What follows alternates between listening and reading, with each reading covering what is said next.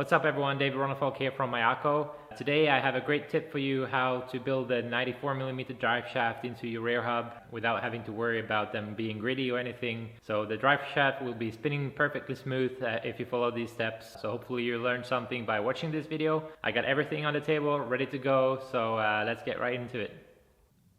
Alright, so today we're going to cover the 94mm rear universal drive shaft, and I have a couple of tricks for you when assembling these into the rear hub to be able to get them to spin free. So if you follow these tricks here that I'm going to show you in this video, hopefully you should be having a free spinning drive shaft and better performance on the track obviously. So let's follow along and we're going to go right into it here. So as you can see here on the table, I have the rear hub. So this is the aluminum rear hub that is available for anyone to order as optional.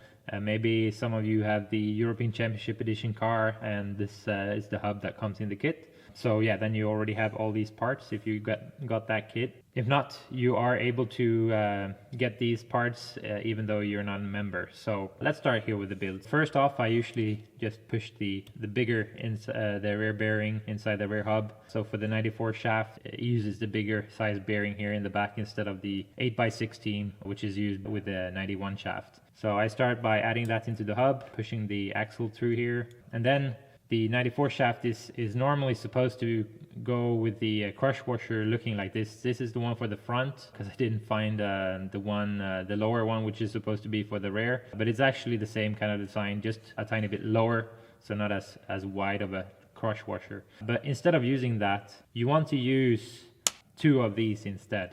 So these red ones here, you're using one of them with the 91 shaft, and with the 94 you're just gonna add another one. And after that, everything should basically be solved. So this crush washer and the amount of shims that you have to put is basically what takes a bit of time to get right. And with all the different bearings on the market, they have different tolerances and it's very tricky to build them. So yeah, we're not going to use these shims. And if you want to know and understand the theory behind using these shims, you can watch the video from last week. If you click the pop-up that is coming up now, you can go and watch that video. So we're gonna just put these to the side for now so they're not confusing.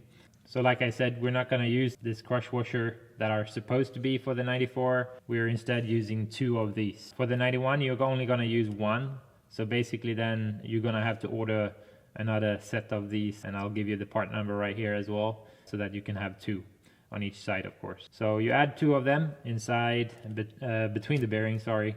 And then we're gonna push the outer bearing inside here as well, and that's good so far. Next thing I wanted to cover as well is obviously you're just going to add the hex here.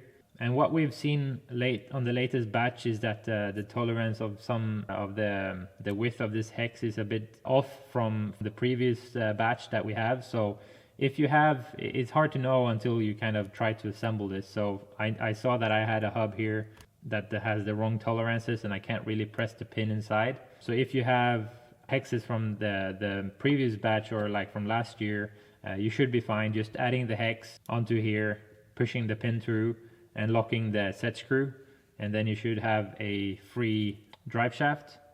So just for the sake of it here, I have one of the hexes from the new batch. I'm going to cover this just in a bit, but I just wanted to show that I'm not wrong with this spinning free now.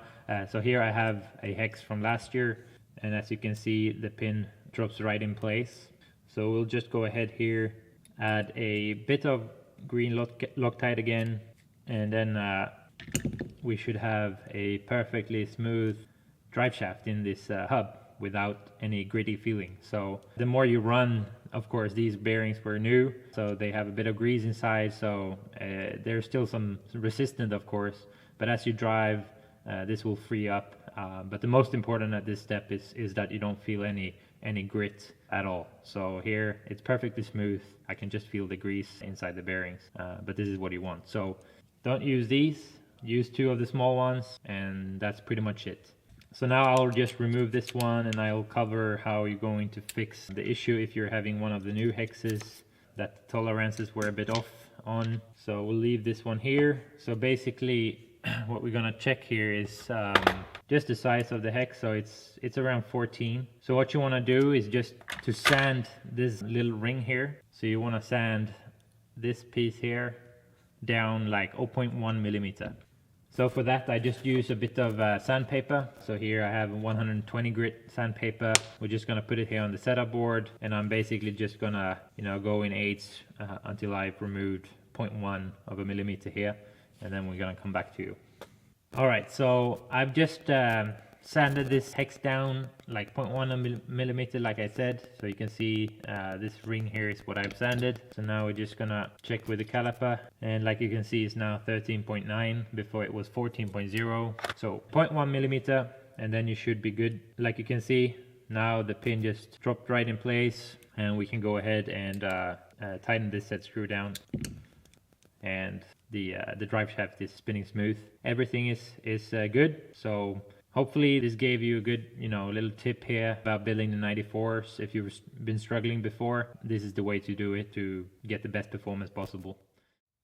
Alright, so hopefully you liked that trick from me. This should cover it all. After these steps, you should have a free spinning drivetrain, which is very important, of course. So yeah, we'll be back with another video here shortly. Make sure to subscribe to the channel and check it out when it comes out next time.